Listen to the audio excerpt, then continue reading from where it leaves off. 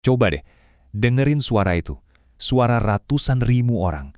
Mereka nyanyi, berharap, berdoa. Ya, kita ini bangsa yang lapar banget sama kemenangan. Udah nunggu kelamaan.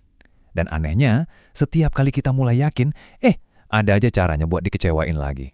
Makanya, ini tuh bukan cuma soal bola loh. Ini udah kayak saga nasional gitu. Cerita tentang harapan yang nggak pernah mati, dan soal pilihan-pilihan yang, ya ampun, bisa mengubah segalanya.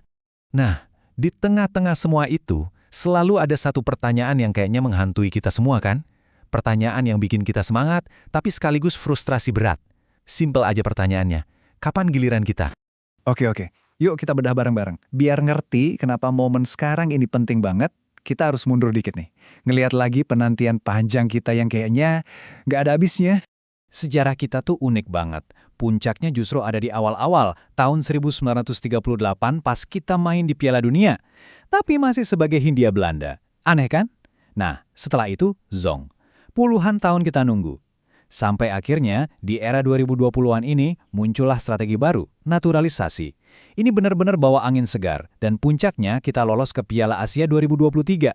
Gila, mimpi itu akhirnya mulai kerasa dekat lagi. Tapi ya gitu, di mana ada harapan, di situ seringkali ada patah hati. Ini nih cerita soal talenta-talenta keren yang punya darah Indonesia, yang kita semua harapkan banget bisa bela timnas, tapi nyatanya mereka milih jalan lain. Contoh paling pas buat dilema ini, ya Reijenders bersaudara. Kakaknya, Tijani, gelandang top Eropa, wah dia mantep banget milih Belanda. Ironisnya, adiknya, si Eliano, malah milih jalan sebaliknya. Dia pilih pakai jersey merah putih. Bayangin, satu darah, dua saudara, tapi benderanya beda. Terus ada lagi nih, kasusnya Ian Madsen. Aduh, ini juga bikin nyesek. Sempet ada harapan kecil loh, ada rumor katanya dia mau mikirin Indonesia. Tapi ya, sepak bola tuh kadang cepet dan kejam banget. Tiba-tiba suatu malam, dia main buat tim senior Belanda di laga kompetitif. Dan udah, pintu buat bela Indonesia ketutup. Rapat. Selamanya. Udah, cukup galaunya. Yuk kita move on dari sakit hati masa lalu ke harapan masa depan. Cerita timnas kita sekarang masuk babak baru. Kenapa?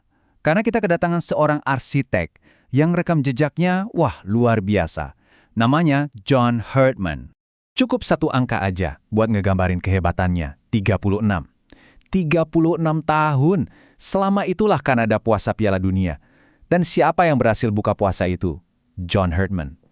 Ini bukti nyata kalau dia jago banget mengubah tim yang tadinya biasa aja jadi luar biasa. Dan pas dia datang, kalimat pertamanya tuh simple tapi ngena banget. Saya di sini. Mari kita mulai dari awal. Gak ada janji-janji manis, gak ada omong kosong.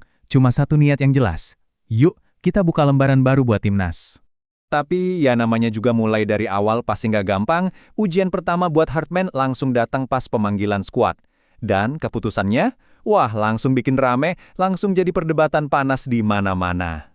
Jadi, yang bikin heboh tuh ini. Coba bayangin, Teja Paku Alam, kiper andalannya Persib Bandung, nyatetin 19 kali clean sheet. Gila nggak tuh? Statistik yang ngomong sendiri kan? Tapi namanya secara mengejutkan nggak ada di daftar panggil Herdman. Jelas, ini bikin semua orang nanya-nanya, ada apa nih? Masalahnya nggak cuma yang nggak dipanggil, ada juga yang dipanggil tapi nggak bisa main. Siapa? Tom Haye. Ini dia nih, metronomnya timnas kita, sang pengatur ritme permainan. Kehadirannya itu penting banget, jadi pas dia kena skorsing, wah itu pukulan telak buat tim. Dan hukumannya ini nggak main-main loh.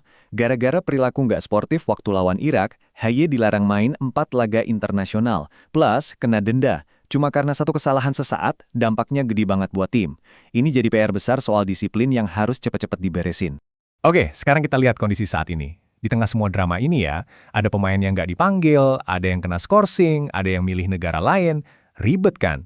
Tapi percaya nggak, di tengah kekacauan itu, harapannya tuh masih ada. Masih nyala. Karena pada akhirnya, yang paling penting itu ya mereka yang ada di sini sekarang. Pemain-pemain yang siap berjuang, yang pakai seragam merah putih dengan bangga. Mulai dari tembok pertahanan kita, ada Martin Paes, ada Jay Itzes. Terus di depan, ada motor serangan kayak Eliano Reinders, sama Ragnar Oratmangoen. Nah mereka-mereka inilah inti skuad yang sekarang dipegang sama Herdman. Jadi ya, Tijani udah milih jalan lain, Ian Madsen udah lepas, Tom Haye masih harus nunggu. sepak bola emang nggak selamanya adil. Tapi di balik semua itu ada jutaan orang yang nggak pernah berhenti percaya. Selama semangat itu masih ada, selama Garuda masih di dada, mimpi ini belum selesai. Justru cerita ini baru aja dimulai.